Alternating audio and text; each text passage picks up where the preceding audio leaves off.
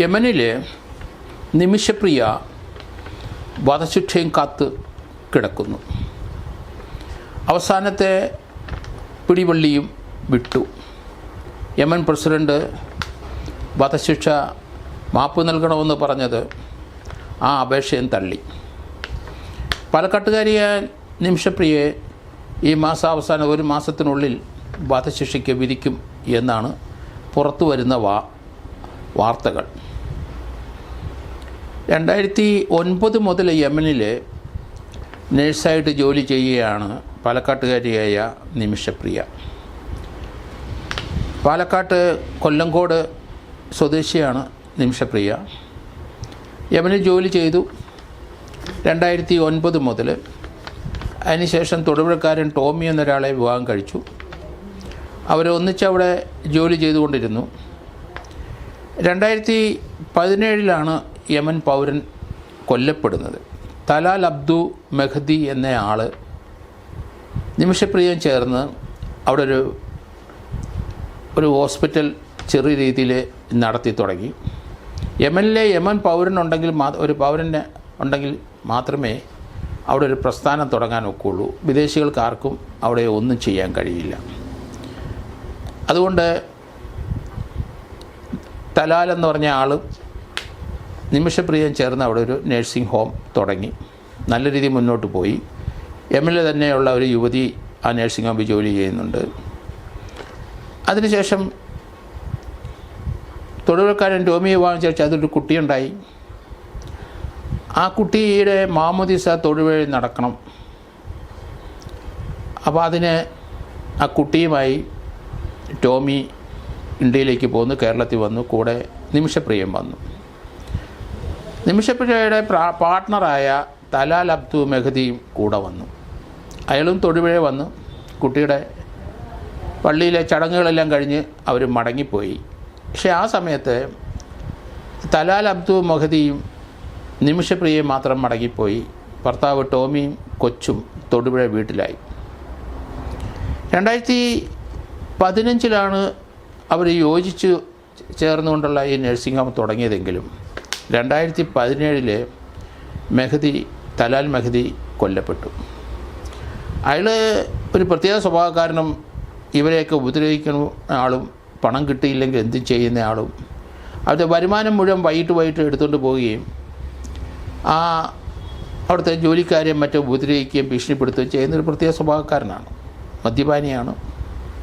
എന്തായാലും 2017 അയാളെ കൊലപ്പെടുത്തി, അയാളെ കഷ്ണമാക്കി അവരുടെ വാട്ടർ ടാങ്കിൽ ഇട്ടു എന്നുള്ള ആരോപണമാണ് നിമിഷപ്രിയയുടെയും അവിടെയുള്ള അവളുടെ കൂടെ ജോലി ചെയ്യുന്ന സ്ത്രീയുടെയും പേരിലുള്ള ആരോപണം. അത് കൊലപാതകമാണ് എന്ന് പറഞ്ഞ് നടപടികൾ തുടങ്ങി. അവരെ അവിടുത്തെ താഴത്തെ കോടതിയിലും ഹയർ കോടതിയിലെല്ലാം വധശിക്ഷ ശരിവെച്ചു. അപ്പീലിൽ ദയ കിട്ടാനുള്ള വേണ്ടി ഒരു പ്രയറോടുകൂടി വീണ്ടും നടപടി തുടങ്ങി. ഏതായാലും വധശിക്ഷ നടപ്പാക്കുമെന്ന് തോന്നിയുകൊണ്ട് അവിടെയുള്ള സോഷ്യൽ വർക്കറായ ജെറോം എന്ന് പറഞ്ഞ ഒരാൾ, സാമൂഹിക പ്രവർത്തകനാണ്, അയാൾ തമിഴ്നാട്ടുകാരനാണ്. സാമുവൽ ജെറോം ഇടപെട്ട് അവർക്ക് ബ്ലഡ് മണി കൊടുക്കാം. ആ വീട്ടുകാരുമായിട്ട് അവിടുത്തെ ഗ്രൂപ്പ് ലീഡറും അങ്ങനെയുള്ളവരൊക്കെ ആയിട്ട് ബന്ധപ്പെട്ട് 40,000 രൂപ ഡോളർ കൊടുത്തെങ്കിൽ ബ്ലഡ് മണി സ്വീകരിക്കാമെന്നൊരു യോജിപ്പ് വന്നിരുന്നു. അവിടെയുള്ള യമനിലെ അവസ്ഥ, അവിടെ ഒരു ഗവൺമെൻറ് ഉണ്ടെങ്കിലും അത് ചില പ്രദേശങ്ങൾ മാറ്റം കൂട്ടിച്ചേർച്ച് ഉള്ള ഒരു ഗവൺമെൻറ്റാണ് അവിടെ ഉള്ളത്. വിഘടനവാദികളായ പല ഗ്രൂപ്പുകളും യമനിലുണ്ട്. എങ്കിലും മറ്റ് രാജ്യങ്ങളെ പോലെ ഒരു എലക്റ്റഡ് ഗവൺമെൻറ് അല്ല. അവിടെ പ്രാദേശികമായ ധാരാളം പ്രശ്നങ്ങളും അവിടെ വംശഹത്യ നടത്തുന്ന സ്ഥലങ്ങളും വലിയ പ്രശ്നങ്ങളുള്ള ഒരു രാജ്യമാണ്.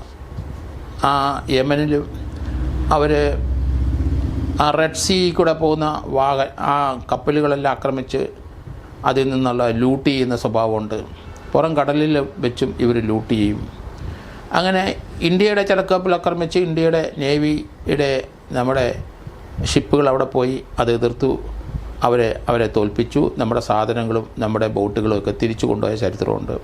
വിദേശത്തു നിന്ന് വരുന്ന പല കപ്പലുകളും ഈ യമൻ ഹൂതി വംശർ ആക്രമിച്ച് അതിലെ സ്വത്തുക്കൾ അടിച്ചെടുക്കുന്ന ധാരാളം സംഭവങ്ങളുണ്ട്. അമേരിക്ക അവിടെ ബോംബ് ചെയ്തിട്ടുണ്ട്.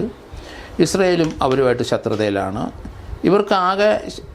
ഇവരുമായിട്ട് ഈ ഹൂതികളും അല്ലെങ്കിൽ യമനുമായിട്ട് അടുപ്പമുള്ള രാജ്യം ഇറാനാണ്.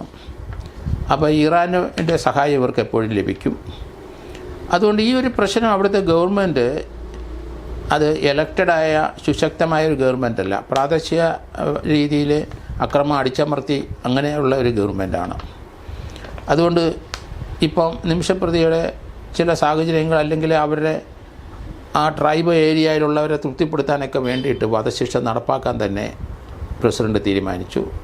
അവസാനത്തെ പിടിവള്ളിയും പോയി. ബ്ലഡ് മണി കൊടുക്കുന്നതിന് $40,000 $20,000 അവിടെ എത്തിച്ചു. അവിടെ സാമുവൽ ജെറോമിൻ്റെ കൂടെ നിമിഷപ്രിയയുടെ അമ്മ പാലക്കാട് നിന്ന് 8 മാസമായിട്ട് അവിടെയുണ്ട്. അവർ 2 പ്രാവശ്യം അവിടെ പോയി ജയിലിൽ പോയി മകളെ കണ്ടു. മകൾ സന്തോഷവതിയായിരിക്കുന്നു. അവരുടെ കുട്ടി നാട്ടിലുണ്ട്, ഭർത്താവും നാട്ടിലുണ്ട്, തൊഴിലുണ്ട്. ഏതായാലും ബ്ലഡ് മണി അവർ സ്വീകരിച്ചാൽ നിമിഷപ്രതിയെ രക്ഷപ്പെടും. ഇന്ത്യ ഗവൺമെൻറ് ഏതായാലും വിദേശകാര്യം ഇക്കാര്യത്തിൽ ഇടപെടും എന്ന് പറഞ്ഞു കഴിഞ്ഞു. നല്ല കാര്യം. പക്ഷേ എൻ്റെ ഒരു അഭിപ്രായത്തിൽ ഇവിടെ യൂസഫ് അലിയെ ഇതിനകത്ത് ഇടപെടുത്തണം. കാരണം ഗൾഫ് കൺട്രിയിൽ ഖത്തറുമായിട്ട് ഹൂതികളും യമൻ അവരുമായിട്ട് ബന്ധമുണ്ട്. ആ വഴി ഒന്ന് നീങ്ങുന്നതാണ് കുറച്ചുകൂടെ ഉചിതമെന്ന് എനിക്ക് തോന്നുന്നു. ഇറാനിലെ ഒന്നും സ്വാധീനിക്കാനൊന്നും പറ്റില്ല. അതേസമയത്ത് ഖത്തർ സാമ്പത്തികമായി വളരെയധികം സഹായങ്ങൾ യമൻ ഗവൺമെൻറ്റിന് നൽകുന്നുണ്ട്. അപ്പം ഖത്തറിലെ നമ്മുടെ യൂസഫ് അലിയുടെ കോണ്ടാക്റ്റ് വെച്ചിട്ട് ഒന്ന് ഓപ്പറേറ്റ് ചെയ്യുന്നത് വളരെ നല്ല. അദ്ദേഹമായിട്ട് ഇതിൻ്റെ ഈ സോഷ്യൽ വർക്ക് ഗ്രൂപ്പുകൾ ബന്ധപ്പെടണം, അടിയന്തരമായിട്ട് ബന്ധപ്പെടണം. കാരണം അത് റിസൾട്ട് ഉണ്ടാകുമെന്നാണ് ഞാൻ കരുതുന്നത്. 20,000 രൂപ കൊടുത്തു കഴിഞ്ഞു. ഇനി 20,000 രൂപയല്ല, $20,000 കൊടുത്തു കഴിഞ്ഞു. അതിൻ്റെ കണക്ക് എങ്ങനെ അത് അവിടെ വിനിയോഗിച്ചു, പകുതി കൊടുത്തോ അല്ലെങ്കിൽ ബ്ലഡ് മണി അവർ പകുതിയെങ്കിലും സ്വീകരിച്ചോ അതോ കോടതി കെട്ടിവെച്ചോ, ഇങ്ങനെയുള്ള വിവരങ്ങളൊക്കെ നമുക്ക് ഇപ്പോൾ അറിയില്ല.